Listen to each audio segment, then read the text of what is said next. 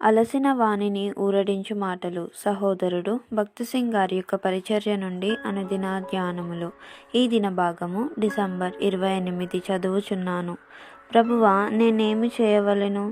అపోస్తుల కార్యములు 22వ అధ్యాయము 10వ వచనము. దేవుని చిత్తమును కనుగొనుటకు కొన్ని షరతులను పాటించవలెను.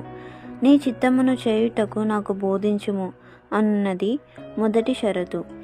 దేవుడు నిన్ను ఎన్నడూ నిర్బంధించి బలవంతము చేయడు. ప్రతి మనిషికి స్వంత ఇష్టము గలదు. మనము ఆయన దగ్గరకు వెళ్ళి ఆయనను నాకు బోధించుము అని అడిగిన ఎడల ఆయన చిత్తమును కనుగొనుటకు నేర్పించును. రెండవదిగా, మన స్వంత చిత్తమునకు చనిపోవు వారముగా ఉండవలెను. నా చిత్తము కాదు కానీ నీ చిత్తమే. నా స్వంత ప్రణాళికలన్నిటినీ ఉల్లంఘించవలెనని ఇష్టపడుచున్నాను అని పదే పదే విశ్వాసముతో చెప్పవలెను. మనము దీనిని అలవాటుగా చెప్పుట కాదు గాని హృదయపూర్వకముగా ప్రతిదినము చెప్పవలెను. మూడవదిగా, సంతోషముగా దేవునికి విధేయతను చూపించుట. ఓ దేవా, నీవు ఏమి చెప్పినను అర్ధహృదయముతో గాక సంతోషముగా చేయుదును. నీ ధర్మశాస్త్రము నా ఆంతర్యములో ఉన్నది అని యథార్థంగా చెప్పగలవా? నాలుగవదిగా, నీవు లోక సంబంధమైన స్నేహితుల నుండి, లోక సంబంధమైన సంబంధ బాంధవ్యముల నుండి విడుదల పొందవలెను.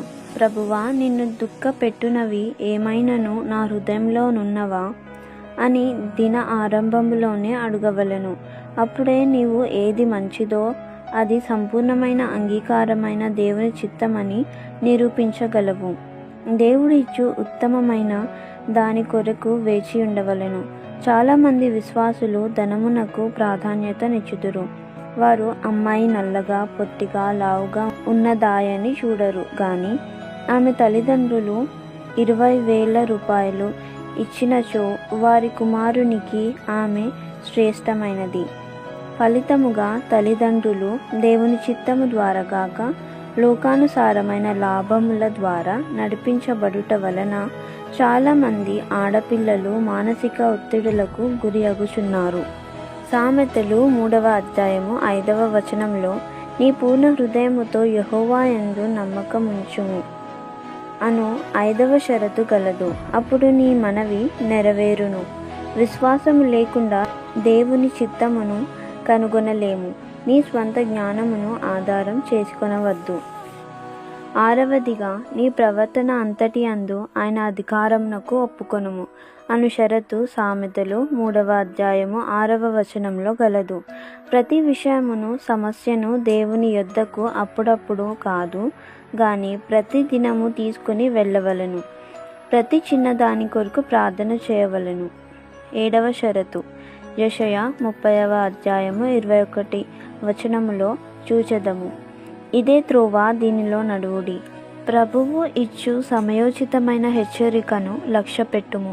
నీవు తప్పు మార్గమును కోరుకొనినప్పుడు దేవుని స్వరము నీకు ఇట్లు వినబడును. జాగ్రత్తగా ఉండుము, ఆ మార్గమున వెళ్ళకుము. ఇదే త్రోవ, దీనిలో నడువుము. చాలామంది విశ్వాసులు ఏలీ వలె ఆత్మీయమైన చెవిటితనం కలిగి ఉందురు. దేవుడు సమూయేలుతో మాట్లాడుచున్నప్పుడు ప్రధాన యాజకుడైన ఏలీ ఉన్నప్పటికీ అతడు వినలేకపోయాను. ఎందుకనగా తన నిర్లక్ష్యత, అపవిత్రతను బట్టి ఆత్మీయంగా చెవిటివాడయ్యెను. దేవుని స్వరమును వినుటకు మీ చెవులను సున్నితముగా ఉంచుకొనుడి. ముగింపు మాటలు. నేటి దిన వాక్యం ద్వారా ప్రభు మనలను ఆత్మీయంగా నడిపించి సహాయపడి సమృద్ధిగా ఆశీర్వదించును గాక. ఆమెన్. దైవజనుడు భక్సింగ్ గారి యొక్క వర్తమానములు, అందులో దైవ మర్మములు, అలసిన వాణిని ఊరడించు మాటలు పుస్తకములు మీ కొరకై ఈ ఛానల్లో అందుబాటులో ఉంచాము.